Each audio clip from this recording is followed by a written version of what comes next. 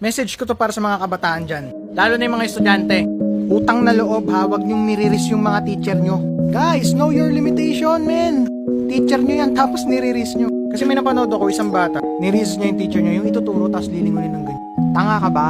Respetuhin mo teacher mo. Do may mga teacher na nakikipagbiruan, pero hindi lahat pwede mong biruin. Di lahat ng nakikita nyo dito sa internet ay ginagaya. Sabihin nila, KJ naman ni kuya. Tanga, teacher mo yan. Try mo ulitin, tinan mo, principal magre-risk sa'yo. Please into the side.